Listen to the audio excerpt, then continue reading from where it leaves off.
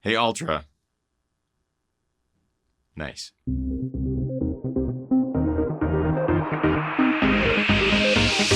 Ginger Runner. What is up, everybody? Ethan Newberry, the Ginger Runner, here for another Ginger Runner review. I'm excited about this one because I have a smile on my face. I'm full of joy. Today's review is of a product I reviewed a couple versions before, and it's really nice to see it's improved. I don't want to get ahead of myself. From Ultra, we're reviewing the new TIMP 2.0. Yes! The popular trail offering from Ultra, the Lone Peak, TIMP 2.0, is finally here, replacing version 1 and 1.5, both of which I reviewed in the past and had some issues with. Over its evolution, it has improved, and here in its third iteration, version 2.0, the TIMP has clawed its way back and is one hell of a fun shoe. New for the Lone Peak, TIMP 2.0, are a number of new features, basically redesigned from the ground up. First, the shoe is featuring a full quantic midsole for resilience, added cushion, comfort, and durability. A refreshed upper with some wonderful welded overlays in the places where you need them most. A lower profile, more succinct fit throughout the shoe. The TIMP 2.0 is super reminiscent of earlier, can you guess it? Lone Peaks. It's one of those shoes that when I put it on, I had a familiar sensation running in this shoe, something I hadn't felt in an Ultra shoe in quite some time. It was very similar to earlier Lone Peaks, many of which I've reviewed on this channel and raved about. The Lone Peaks were definitely some of my earlier favorite trail running shoes from Ultra. The TIMP 2.0 takes me back to that same feeling. I'm definitely talking about that more later in this review. You're not going to want to miss that comparison because it is an interesting paradigm shift we've got going on. Heavy marketing buzzwords popping into the reviews. Got to get that SEO up. All right, enough fooling around. I've got plenty of dirt on my hands. Let's get into the things that I like and dislike about the Ultra TIMP 2.0, starting as always with things that I like. Let's start off with the obvious one, weight. The shoe weighs 1.5 ounces less than this behemoth, the TIMP 1.5. So I never really thought of this shoe as too heavy. It's definitely up there. But when you compare them, even just in my hands, the TIMP 2.0 is so much lighter. That is in due part to this quantic midsole, which weighs less. It's still pretty damn resilient.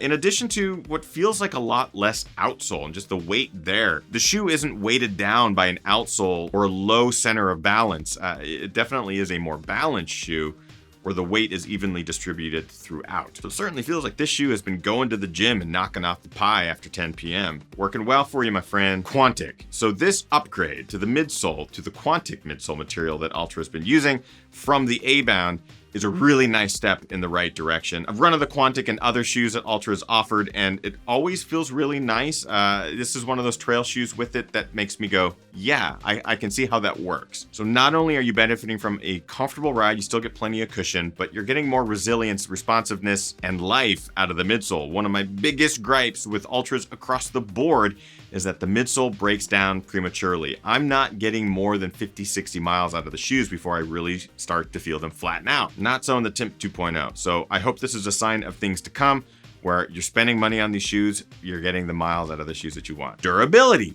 The shoes with that new midsole, with the Max Track, with the new upper, I'm getting a lot of life out of these shoes. The durability is of no concern at this point. With almost 100 miles in this pair of shoes, I see it going for hundreds of miles, which is great. I know earlier versions of some Ultra shoes would always break down earlier for me, as I mentioned just now with the midsoles. That was always the first thing to go, but the upper is holding up well. Midsole, of course. Outsole also pretty good on wear. So that's a great sign of things to come. Fit, it's a good one. One thing that's been consistent with reviewing Ultra shoes is that the fit is inconsistent, especially around the ankle collar.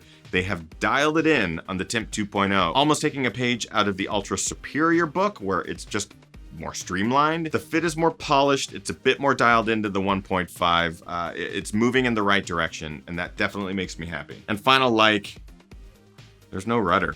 They got rid of the rudder. That is something that in other Ultras, even the TIMP 1.5 just drove me crazy. We have a lot of stairs and steep inclines on our trails here in the Pacific Northwest, and I always catch the back of my heel on those when descending.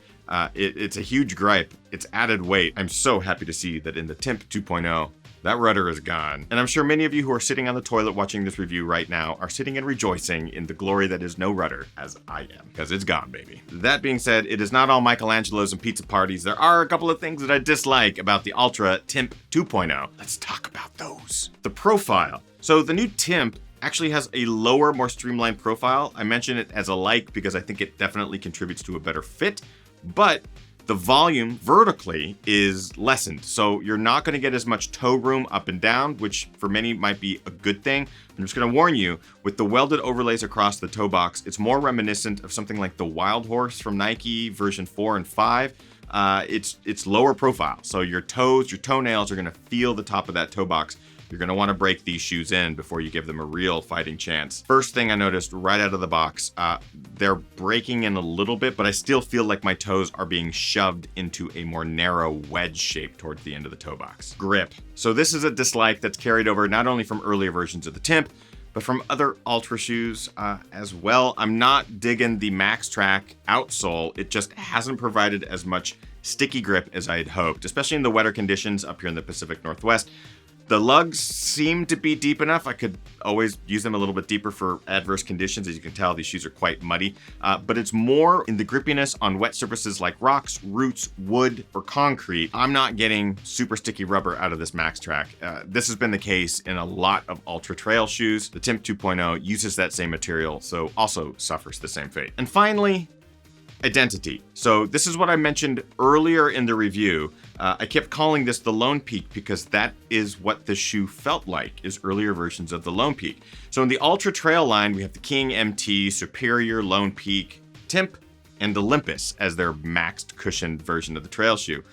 I find that the TIMP is now leaning right on in there to the Lone Peak realm, which makes me ask the question, where does the Lone Peak belong? The King MT is fantastic for OCR or fell racing or really, really mucky conditions. The Superior is a really well-balanced, minimal trail shoe. The newer versions of the Lone Peak have felt very similar to the Superior, but I always just ended up grabbing the Superior because the shoes were just that similar. I prefer the Superior over the newer Lone Peaks, but the TIMP now sort of falls into that Lone Peak realm. So, this is more of a dislike just in the trail line in general. I feel like the TIMP is now the Lone Peak. The Lone Peak is now obsolete. I'm half expecting some new trail shoe model from Altra to pop in there between the Olympus and the TIMP because there's the gap. It'll be interesting to see how this line plays out in the years to come. I hope that they don't get rid of the TIMP.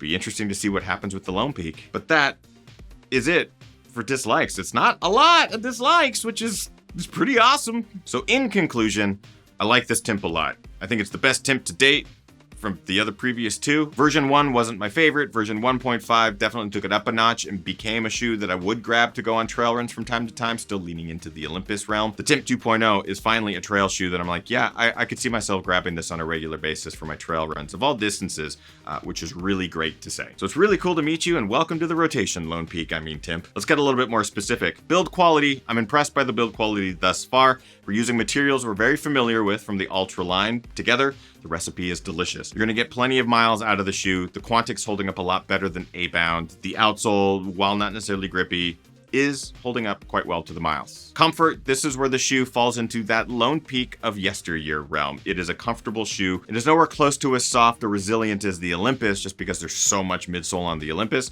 I am happy with where the TIMP is at this point, comfort-wise. It's good for those lower distance to higher distance miles. I could definitely see this being a fantastic 50K to 50-miler shoe. Fit, they're dialing it in.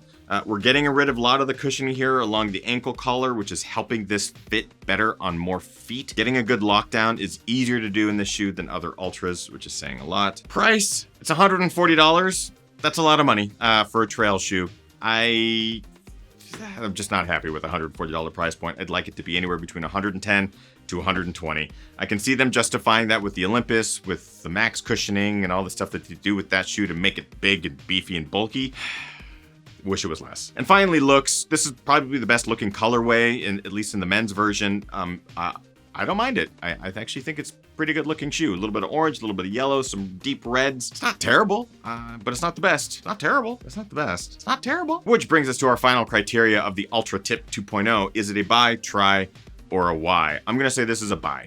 if you have the funds. If you don't, and you're looking for other trail shoes in a lower price range, there are plenty of them out there. But at $140, it definitely leans into the more expensive realm. Still a really fun shoe to run in. And as far as the Timps are concerned, it's the best Timp yet. So that definitely is saying a lot. And I see myself putting lots more miles on this in the future. So that is my opinion, and I'm sticking to it. If you want to find out more information on the ALTRA TIMP 2.0, or you want to get a pair for yourself, there is a link in the description of this video that will take you over to Running Warehouse. It is an affiliate link, costs you nothing. It does help the channel. So if you want to help us out and help us keep doing what we're doing, click the link over to Running Warehouse, grab a pair of shoes for yourself. The question now goes to you. Have you run in the ALTRA TIMP 2.0 or any of the other trail offerings from Altra?